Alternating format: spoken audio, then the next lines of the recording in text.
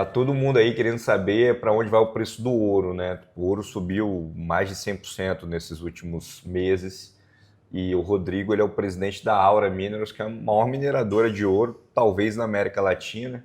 E o que é legal é que a gente trabalhou na abertura de capital da Aura lá em 2020 No meio da e no pandemia. meio da pandemia. E não foi uma operação fácil, né? Porque o mercado de capitais ele demorou a entender o setor de ouro. Foi a primeira mineradora de ouro com capital aberto no Brasil, Sim. né? Então, uma listagem dupla, né? Canadá e aqui. Mas antes eu queria falar um pouquinho de você, porque durante a pandemia você é pai e DJ também, né? Você fazia umas lives como DJ. E eu queria, Rodrigo, que você contasse rapidamente um pouquinho de você, um pouquinho da Aura, mas no final a gente vai falar para onde vai o preço do ouro. É a pergunta de $1 milhão aí, né? 1 milhão em barras de ouro, Barras de barras de ouro. ouro, como fala o lendário Silvio Santos. Obrigado aí pela oportunidade de estar aqui. Eu fui lá. Então, eu estou na Aura já há 8 anos, engenheiro com graduação nos Estados Unidos também. E acabei me especializando bastante em fazer turnarounds. E na O que é Aura, turnaround? É pegar uma empresa que está indo mal e deixar ela bem. exatamente, é fazer reestruturações de empresas, né? A Aura, quando eu entrei, ela não era uma empresa muito endividada, mas ela estava carecendo assim, de um plano concreto de crescimento e uma gestão mais firme. Então, aí, desde 2017, a gente vem provocando uma transformação grande na companhia. Com os primeiros resultados, a gente fez o IPO. Né? A gente sentiu, agora está na hora de recontar essa história, vamos fazer o IPO. Porque a Aura era uma empresa que estava listada na Bolsa do Canadá, meio que abandonada. Mas estava abandonada. E aí vocês compraram, né? Isso. Meu amigo Paulo Brito, família comprou e vocês reestruturaram e meio que reabriram o capital da companhia, né? Então aí a gente fez esse IPO em 2020, né, com uma história bem consistente de crescer e pagar dividendos, que é algo único aí, essa combinação. E agora estamos tendo a felicidade de estar executando os projetos junto com o preço do ouro se apreciando. Hoje, quando você compara tecnologias de minerar ouro e minério de ferro, são parecidas, assim, são grandes estruturas, grandes plantas, grandes investimentos. É bem diferente. O público, acho que ninguém viu aí, acho que é uma mina de ouro funcionando, né? A escala da mineração de ouro é bem menor do que o minério de ferro. Tá. Por outro lado, a sofisticação de que você tem que ter de conhecimento aonde está o ouro, qual a qualidade do ouro e como você vai absorver ele na planta é muito maior.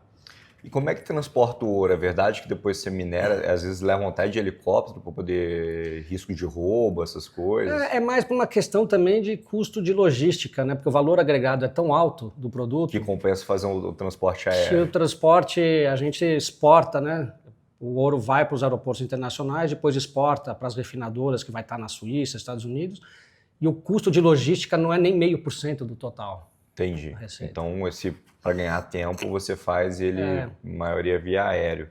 Comparando só um pouquinho, voltando com o minério de ferro, a gente entender o valor agregado que é no ouro, 1 tonelada de minério de ferro está perto de $100. Tá. 32 gramas de ouro hoje, que é 1 onça, está $3.300. É melhor então minerar ouro, né? Quando achar ele, né? Mas é difícil então, achar e é muito mais difícil achar. minerar. O Brasil tem muito ouro. Quantas minas? A Aura não tem minas só no Brasil, você tem em outros países também. Quantas minas de ouro tem no Brasil e fora? A gente tem 3 minas de ouro. Existe muita mina de ouro aí que ninguém sabe que existe? Tem bastante, é bem pulverizado. Né? A mineração e o ouro ele acontece em todo o mundo, só que ele é muito difícil de encontrar. Mas não é que vai ter regiões como tem minério de ferros, que tem Carajás, tem a África, que tem regiões específicas para minério de ferro. Muito concentradas, não? O ouro não, ele vai acontecer um pouquinho, mas pode ser em cada lugar. Né? Então, mas o Brasil hoje não é mais é mais alto porque você não tem um ganho de escala como um Carajás ou como uma casa de pedra da vida. E é muito difícil encontrar e descobrir uma nova mina de ouro. A minério de ferro, você tem lá... Está espalhado por 10 quilômetros. Como é que descobre hoje uma mina de ouro? Assim, hoje tem muita tecnologia ou é aquele tiozinho lá que foi pesquisando? Por incrível que pareça, né? Ainda que eu goste bastante de tecnologia, estou forçando bastante a gente trazer mais, mas se você olhar no mundo, 80%, 90% das minas de ouro foram descobertas ou pelos portugueses, né? Os espanhóis, ou por garimpeiro. O cara vai lá e descobre um veio e acertou. Ele vai pelo rio, né? Porque os depósitos de ouro estão normalmente no subsolo, mas com milhões de anos de erosão, a água passa e vai correndo para o rio. Então ele acha o ouro no rio, daí ele vai seguindo, vai subindo, vai indo até onde até achar o depósito verdadeiro. Né? É interessante. Deve ter boas histórias aí, né, de descobertas de ouro. Agora, de lá para cá, então me fala quantas minas vocês têm de ouro produzindo, porque eu lembro quando a gente abriu o capital, tinha uma história de injetar recursos na companhia para poder aumentar a produção. Vocês entregaram isso? Sim, a gente tinha, voltando em 2020, no nosso IPO, a história era gerar valor através de 3 variáveis. Número 1 era aumentar a nossa produção, que era 200 mil onças, ela chegar em 400 mil. 2 era aumentar a quantidade de ouro que a gente conhece que existe perto das nossas minas. Então a gente já tem certeza em algumas minas que tem 8, 10, 12 anos de produção, outras 6, a gente vai aumentar isso. E 3, a gente vai continuar crescendo através de M&A. De fusão e aquisição, comprar plantas. Isso. Nessa mesma pegada, vai comprar algumas plantas que não estão bem tocadas, onde você entra com sua tecnologia e consegue melhorar. Sim, ou algo que foi descoberto a mina, mas não tiveram condições de investir. É verdade. Tem às vezes o cara que descobre, mas ele não tem grana para investir. Isso.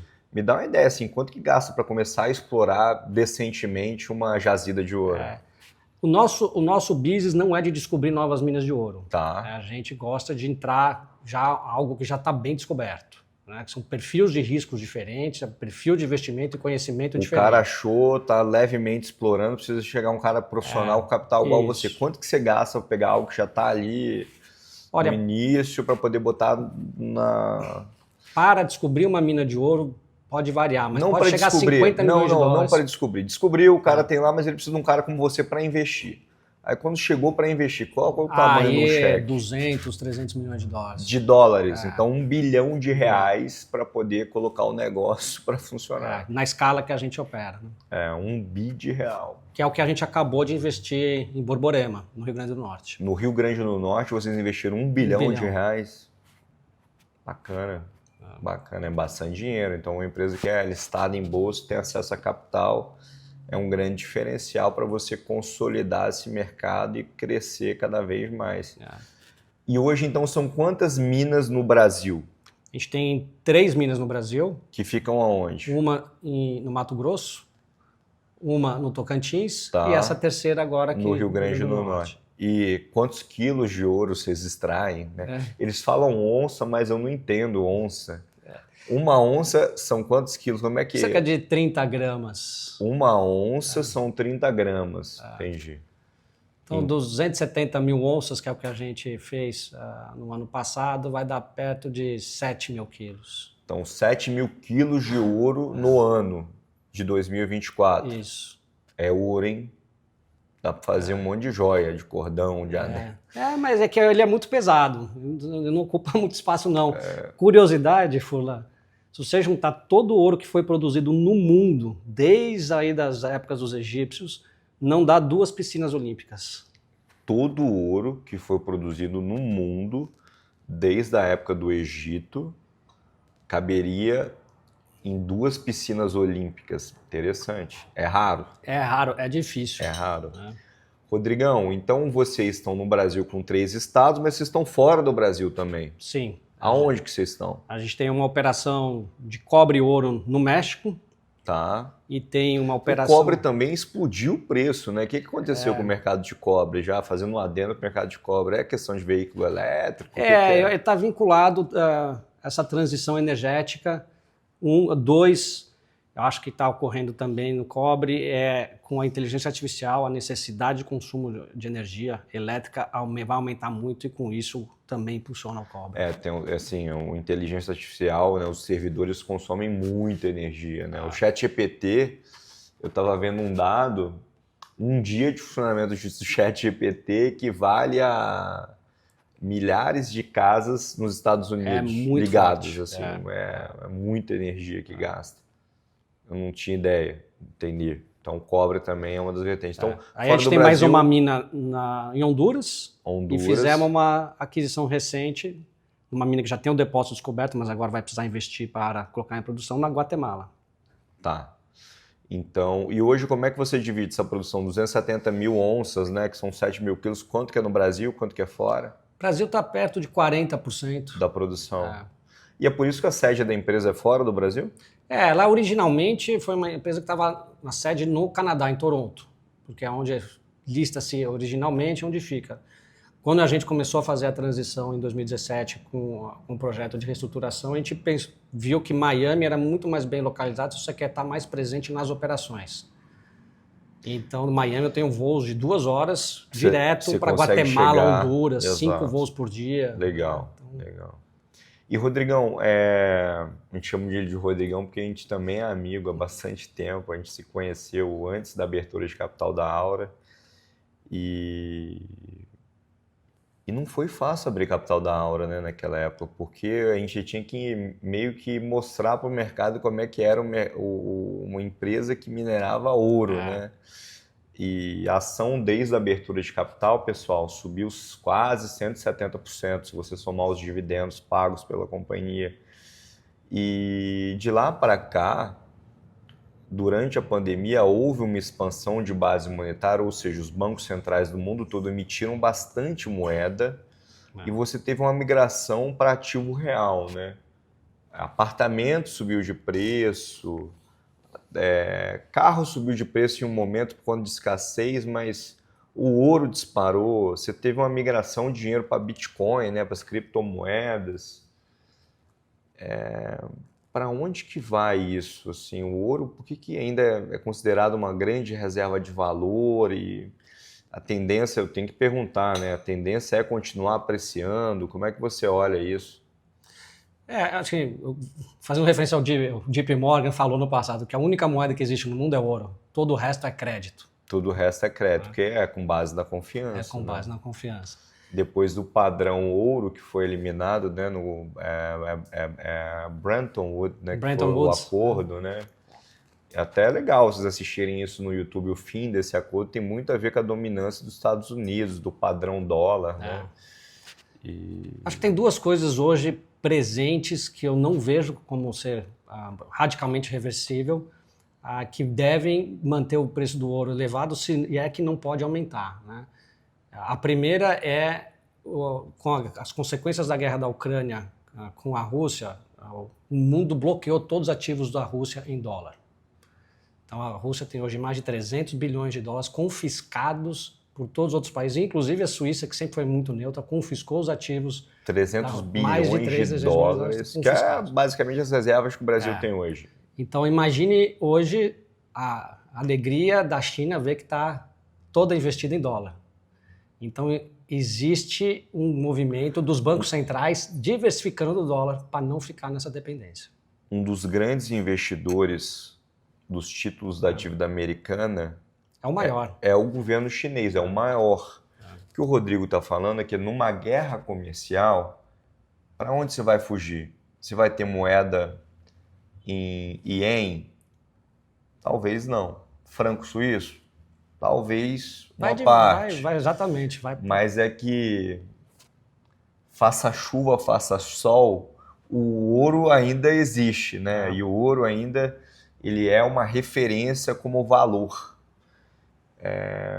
Então é muito interessante isso que você está dizendo, porque nesses períodos de tensão eu vejo que alivia um pouquinho o dólar, o ouro cai um pouquinho, fica mais tenso o ouro, só que é diferente do petróleo, né? Que o petróleo tem uma questão de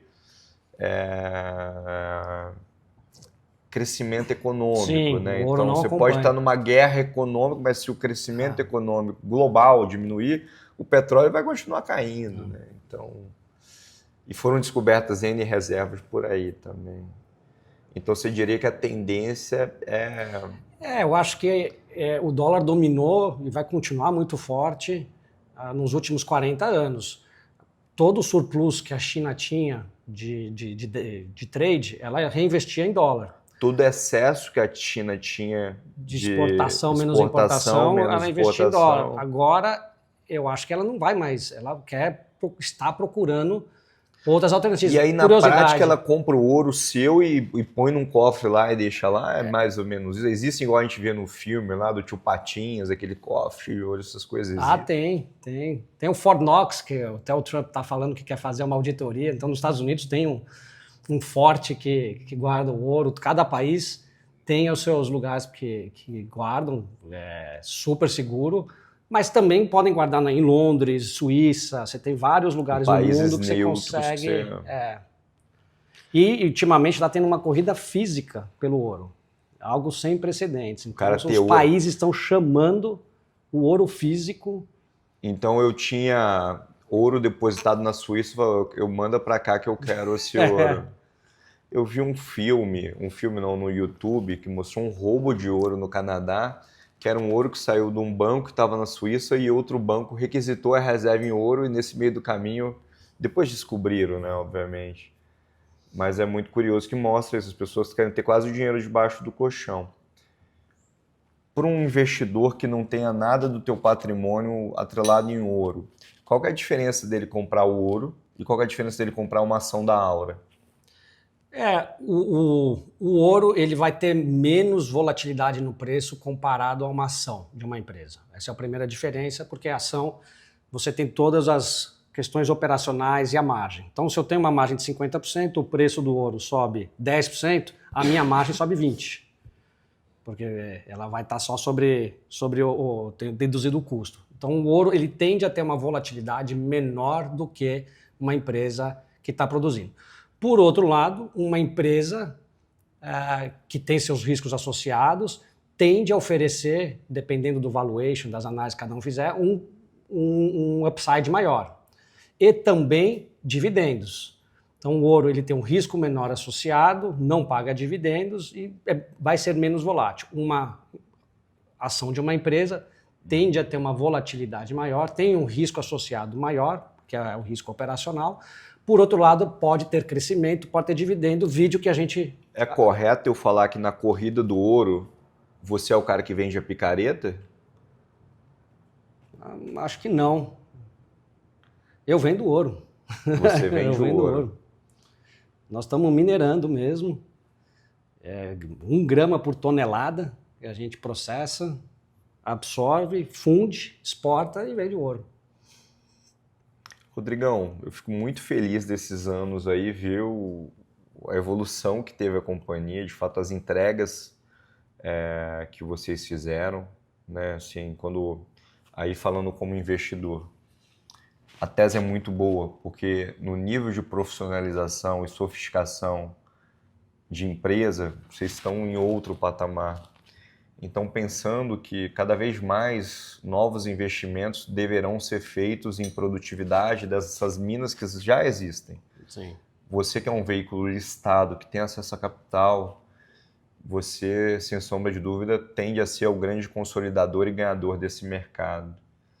Então, eu fico muito feliz de ter participado dessa operação do início.